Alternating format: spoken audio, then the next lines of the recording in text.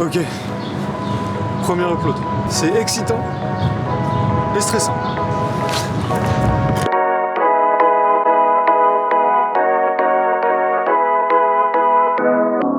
Je m'appelle Thomas, j'ai 27 ans et j'ai cofondé une startup dans le domaine de la tech.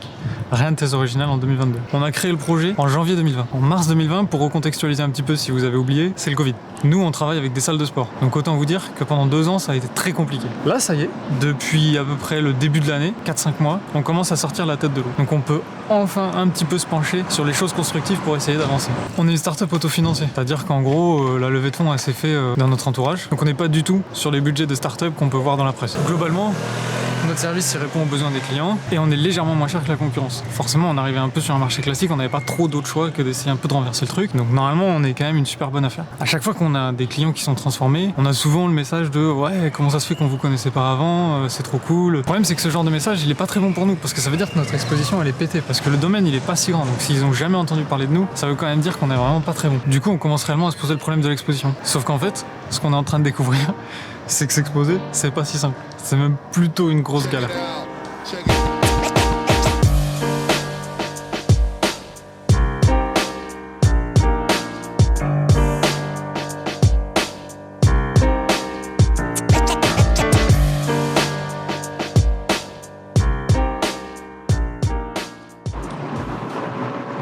Alors vous allez me dire, oui, mais il y a plein de façons de s'exposer, c'est pas comme s'il n'y avait pas de solution. C'est sûr, parce que le marché des annonces, en fait, c'est quelque chose d'énorme. Et la première chose à laquelle on pense quand on pense aux annonces, c'est la pub. Il y a plein de façons différentes de le faire. Il y a les façons un petit peu numériques, on va dire. Donc ça va être sur Instagram, sur Google, sur Facebook. Puis il va y avoir la façon un peu plus classique, qui va être l'affichage, pub télévisée, la sponsorisation de youtubeurs. Donc c'est un marché qui est énorme. C'est pas pour rien que toutes les entreprises qui possèdent les bases de pub, Facebook, Google, etc., sont aujourd'hui des monstres. Pour vous donner un petit exemple, le marché de l'annonce, c'est 780 milliards de dollars, juste sur 2021. En comparaison, le budget des prestations sociales, c'est 800 milliards de dollars. Les prestations sociales, c'est les retraites, Pôle emploi, la santé, et tout ça, c'est quasiment équivalent au budget des annonceurs. Je sais pas si vous voyez bien, là, ils sont en train d'installer le pub.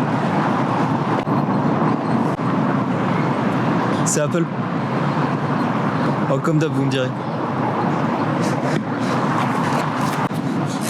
Apple, leur budget marketing pour la sortie de leur iPhone 11, donc ça remonte un petit peu, c'est 2019, c'est 38 millions de dollars. Mais 38 millions de dollars, c'est sur un mois. C'est sur le mois de sortie. Alors c'est le budget marketing global, ok, avec les annonceurs, les sponsorisations, etc. Mais 38 millions de dollars, c'est uniquement pour l'iPhone et c'est sur le mois d'octobre 2019. Bon, on va vous faire un dessin, pas trop pas tenir compte.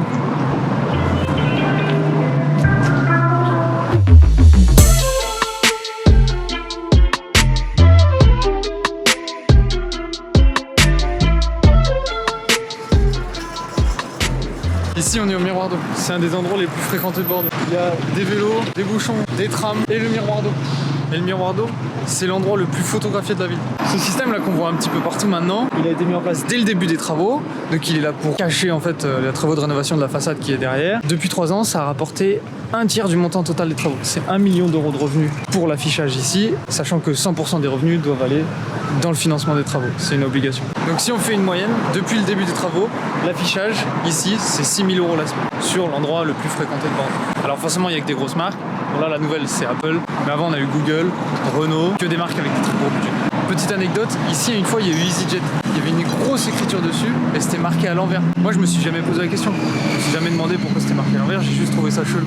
Et en fait, les types avaient marqué à l'envers pour que ça se reflète dans les photos que les gens prenaient depuis le Miroir d'eau.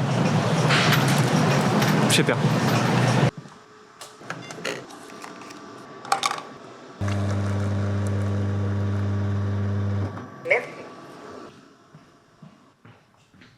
Alors je vais pas vous faire une énumération pendant des heures, vous avez capté, et on a capté aussi en même temps que ça coûtait super cher. Et encore, il y a plein de choses dont on n'a pas parlé. Par exemple, on n'a pas parlé du référencement. Aujourd'hui, le référencement sur Google ou autre, même dans les stores, c'est quelque chose d'un peu indispensable. Et le référencement, ça coûte une fortune. Le premier annonceur, la personne qui paye le plus pour être référencé, c'est Google, ce qui est quand même un petit peu drôle. Et c'est 2 millions de dollars par jour, donc c'est énorme. Donc ce que ça veut dire, c'est que en gros, il y a plein de façons de faire, mais souvent, pour le marketing et la pub, ça coûte quand même vraiment cher. Donc nous, notre team, c'est 5 personnes, et surtout, notre budget pour ce mois-ci, c'est ça. 3000 balles, donc pas énorme. Même plus que pas énorme, que dalle. Genre c'est vraiment une petite goutte d'eau pour pouvoir essayer de faire quelque chose dans ce milieu-là. Mais là où c'est pas désespérant, c'est qu'il existe quand même des choses. On va aller voir le grand sage, il va nous parler de tout ça.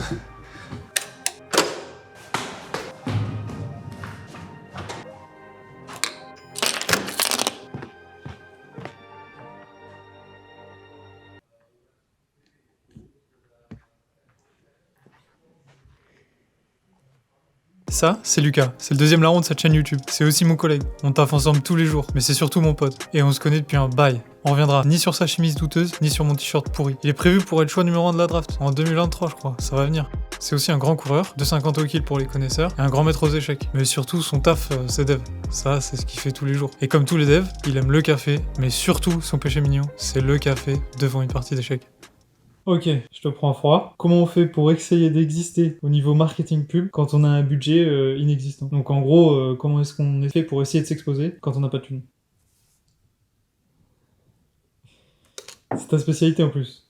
C'est dev, le marketing, tout ça, c'est cohérent. Je pense l'une des idées principales au final, c'est d'essayer de transformer l'argent en temps et de boire pas mal de café. Donc en fait, essayer de créer du contenu comme on est en train de faire avec cette chaîne YouTube. Ça pourrait être du contenu n'importe quoi, ça pourrait être du contenu Instagram, ça pourrait être du contenu LinkedIn avec des posts, etc. L'idée c'est essayer de former une communauté, nous faire kiffer, vous faire kiffer, et ensuite éventuellement vous présenter un peu ce qu'on fait à côté. Et je pense qu'il y a une entreprise qui a bien réussi à le faire, c'est Red Bull. Bon, on oublie la partie argent parce qu'il y avait un masse de thunes, mais l'idée c'est juste que au final ils ont créé du contenu, tout ça autour de la boisson, mais ils ont créé du contenu qui était dans le sport, dans tout ce qui était extrême, et au final si tu connais Red Bull, tu le connais peut-être pour les vidéos de sport, de moto, etc. Au final Red Bull c'est juste une boisson quoi, c'est une boisson, un goût et un concept.